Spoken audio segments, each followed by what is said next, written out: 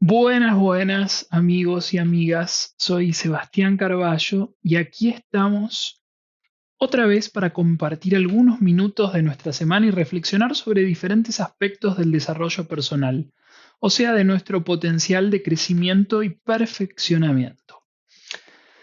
El tema de hoy sigue vinculado a la intuición, específicamente para discriminarla, no con una connotación negativa, de la razón a la hora de tomar decisiones, porque finalmente, como vimos en el video anterior, hay herramientas y herramientas a la hora de tomar decisiones. Tenemos que ver cuál es la que nos conviene más y la que enaltece nuestro deseo y nuestra satisfacción, siendo aquella que vele por nuestros intereses de la forma más eficiente, ¿no? Entonces, hablemos un poco del pensamiento racional. ¿En qué se basa el pensamiento racional?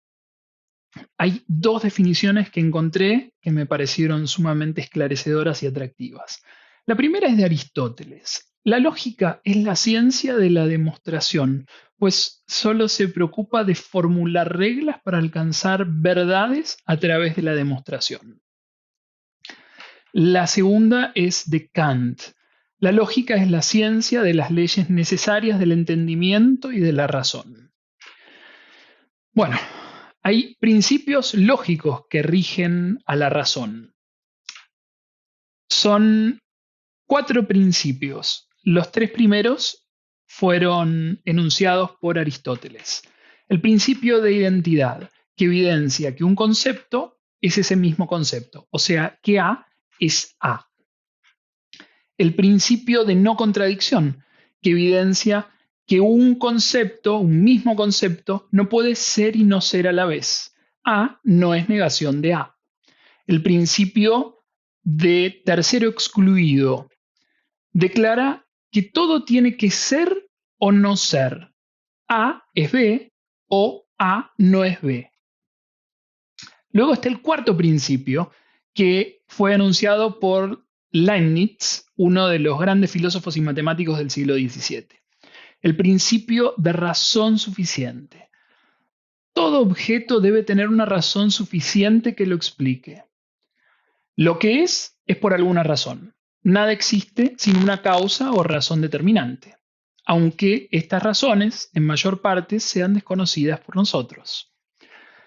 Entonces, los principios lógicos son los fundamentos que determinan ciertas reglas a seguir para lograr la coherencia y sistematicidad de los pensamientos en sus formas y contenidos. En otras palabras, son las leyes del pensamiento que aseguran su validez.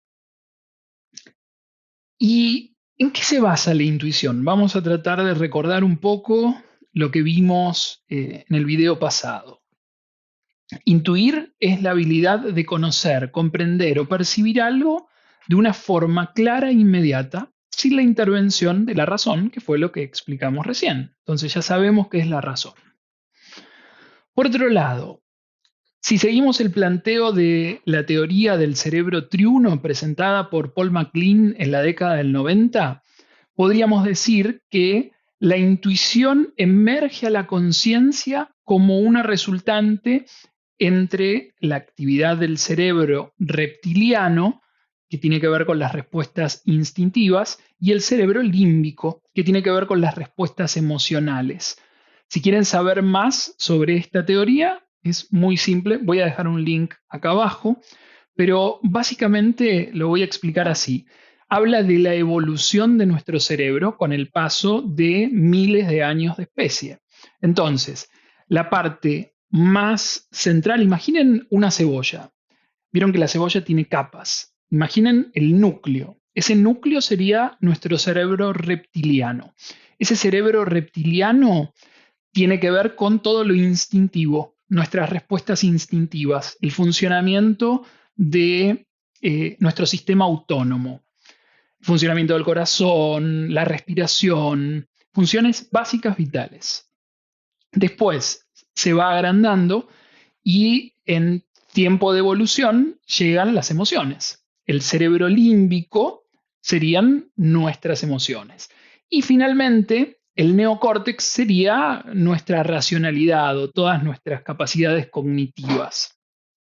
Entonces, dicho todo esto, es muy probable que en algún momento ustedes hayan escuchado la siguiente expresión. Seguramente la escucharon. Esta expresión está referida a la intuición, al percibir que en un contexto determinado algo no encaja. Les voy a contar una historia. Hace aproximadamente 25 años atrás, mi primer trabajo de forma independiente fue pasear perros. En aquel entonces yo vivía en Palermo, un barrio de la ciudad de Buenos Aires, para quienes no conocen, que se caracteriza por tener grandes extensiones de áreas verdes. Por lo general, después de recolectar mis perros, paraba en la plaza que se encuentra al lado de la Embajada de Chile. Yo me refugiaba con mis perros debajo de un árbol de moras. Cierto día, una persona que por alguna razón me resultó sospechosa se sentó en un banco relativamente cerca de donde estábamos nosotros, o sea, mis perros y yo. Y es muy curioso porque habitualmente se sentaban personas en esos bancos y nunca nada llamó mi atención de esta forma que fue bastante particular. No puedo determinar en concreto qué fue lo que la persona hizo de diferente, pero generó algo en mí y en mis perros que nos hizo adoptar una actitud diferente, distinta. Eh, Piensen que los perros, estando en ese contexto, todo el tiempo están ladrando. Cuando uno pasea perros, está acostumbrado a escuchar el ladrido de los perros. Es como cuando uno está con niños chiquitos, que están todo el tiempo gritando, de momentos lloran, de momentos se pelean. Es parte, los que son padres saben, es parte de la paternidad. Con los perros sucede lo mismo, pero esta vez había algo distinto. Automáticamente, cuando nuestra fisiología se modificó y nos pusimos en estado de alerta, algo cambió y algunos minutos después este individuo notó en nuestro lenguaje corporal que estábamos a la defensiva y decidió levantarse e ir a otro lugar. Más tarde, a la distancia, noté que esa persona se sentó cerca de un grupo que estaba tomando mate en la otra punta del parque y algunos minutos después escuché gritos, las personas se levantaron, este tipo salió corriendo y efectivamente les había robado algo. Después de esto, mi reflexión, si hubiese hecho caso omiso a mis percepciones sobre aquel sujeto, tal vez me habría expuesto a una situación desagradable. Al estar tanto tiempo en contacto con perros, aprendí a diferenciar sus formas de comunicación y expresión, o sea, el tipo de ladrido, actitud corporal que adoptan, o sea, gané experiencia en ese campo, lo que me proporcionó, o mejor dicho, le proporcionó a mi cerebro más información del entorno en ese momento, en el momento de tomar la decisión. Por lo general, todos los animales, salvo Homo sapiens, responden con mayor facilidad a sus instintos y no dudan de sus sentidos. Mis percepciones sensoriales también se agudizaron, permitiéndome identificar el peligro antes de que fuese tarde. Entonces, ¿para qué utilizaríamos la razón si no es para tomar decisiones? En mi opinión, el pensamiento racional nos ayuda a entender la existencia misma de las cosas, nos permite establecer un sistema de creencias, de principios, de valores y a su vez construir los parámetros de nuestra realidad. Nos proporciona herramientas tales como el lenguaje y el cálculo matemático para comunicarnos y entendernos, con los que a su vez podremos expresar las inmensidades de nuestra imaginación, pero ciertamente no nos sirve para tomar decisiones. Esta imagen expresa exactamente esta idea. Me parece muy interesante que encontremos la herramienta adecuada para el trabajo que vamos a llevar a cabo. En este caso, tomar decisiones. ¿Qué herramienta voy a usar para tomar decisiones? ¿El pensamiento racional o la intuición?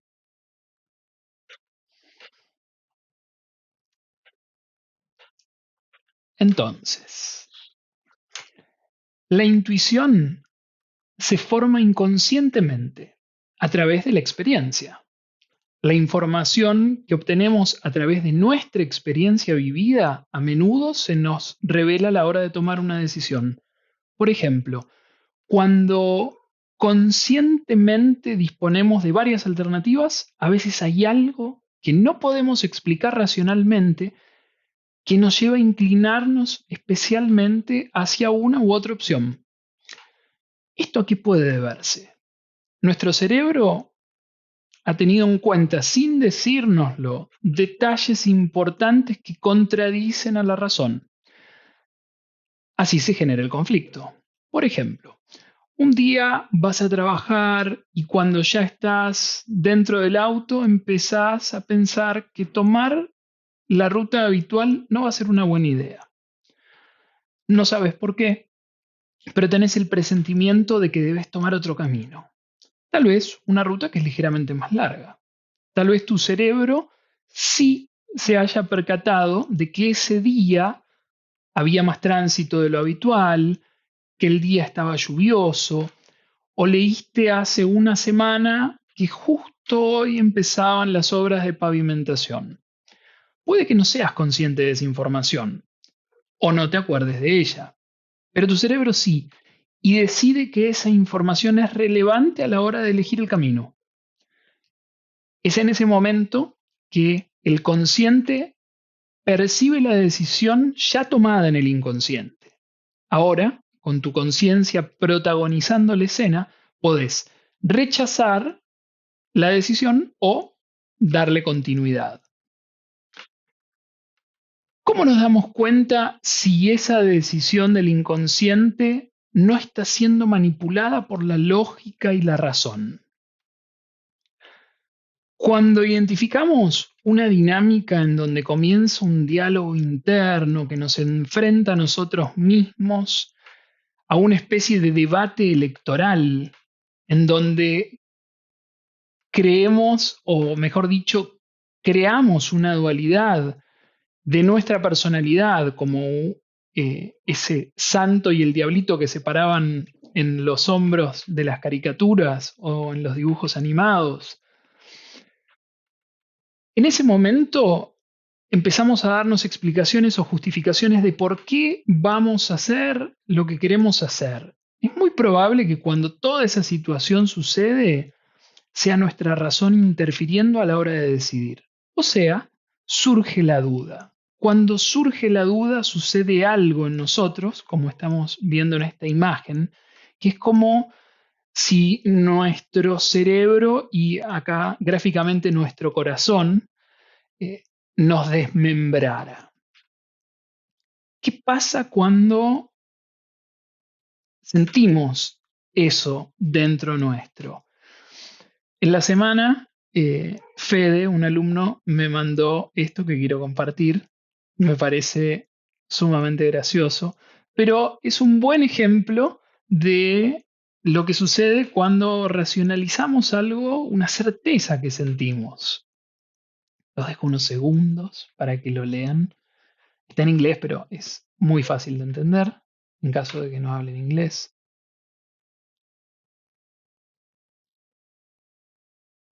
Excelente, muy bueno. Bueno, ¿qué sucede cuando nos encontramos con muchas opciones? ¿Qué sucede cuando empezamos a tener ese latiguillo, esa muleta de cada vez que sentimos algo, dejamos de lado eso que sentimos, empezamos a tratar de racionalizar mucho? Una de las recetas más infalibles para la procrastinación es la parálisis por análisis. Esto sucede cuando sobrepensamos una decisión o analizamos demasiado la metodología o la implementación de la misma. En este caso, el pensamiento racional se convierte en un arma de doble filo. Alguna vez escuché que hay momentos para pensar y momentos para hacer, pero que ambos no deben mezclarse, porque si no, uno puede interrumpir el proceso del otro. Una de las ideas más poderosas del proyecto de Freud fue el de la relación entre la activación de las neuronas Phi, las sensaciones, que a su vez activan a las neuronas Psi, la memoria, que a su vez activan a las omega, la conciencia. Es decir, casi toda la actividad mental es inconsciente. El inconsciente es el motor genuino de nuestras acciones. El consciente hereda y se hace cargo de los destellos del inconsciente, adjudicándose la autoría de los mismos. Eso es cuando nosotros percibimos y nos damos cuenta de que algo está sucediendo. O sea, el consciente es lo que nosotros percibimos. En ese punto, nosotros podemos, desde el consciente, manipularlos al rechazarlos o darles continuidad. Fue Benjamin Libet quien lo comprobó con un simple experimento. Y de hecho, una versión posterior de ese experimento, ya actualizada con más tecnología, demostró que a partir de la actividad en la región de la corteza frontal, área de Brodmann 10, es posible descifrar el contenido de una decisión 10 segundos antes de que una persona sienta que la está tomando. 10 segundos antes. Lo que pone en jaque la idea del libre albedrío. Voy a contarles otra historia que se basa en un experimento. Es muy probable que lo hayan escuchado alguna vez. Los monos, la escalera y las bananas. El experimento de los monos, la escalera y las bananas, como en casi todas las investigaciones en las que se estudia el comportamiento de los animales, empieza dentro de una jaula con 5 monos sanos, saludables, y en el centro del habitáculo una escalera con bananas en la parte más alta. Como era previsible, los monos no tardaron en subir por la escalera para poder alcanzar la comida. Sin embargo, su plan se vio interrumpido cada vez por una desagradable sorpresa. En cada ocasión en la que un mono trepaba los escalones, los investigadores rociaban al resto de los primates con agua fría. Eso hizo que en cada intento por acceder a las bananas, todo se transformara en una reprimenda del grupo hacia el individuo que lo intentaba. Gritos, golpes, mordiscos, todo valía para hacer que nadie tuviese la ocurrencia de subir por esa bendita escalera. Estas prácticas eran bastante eficaces. Después de un tiempo, ningún mono intentaba comer las bananas, a pesar de la tentación que sentían. Pero lo interesante del ejemplo llegó después, introduciendo algunos cambios en el experimento. Los investigadores sacaron a un mono de la jaula y metieron a otro en su lugar. Este novato vio las bananas encima de la escalera y, como no sabía lo que podría pasarle, intentó subir y recibió los golpes y gritos de los demás. El miedo al agua helada seguía presente.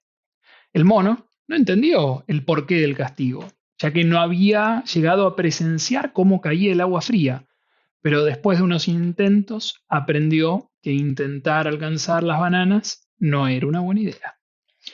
Una vez hecho esto, los investigadores sustituyeron a otro de los monos por uno nuevo.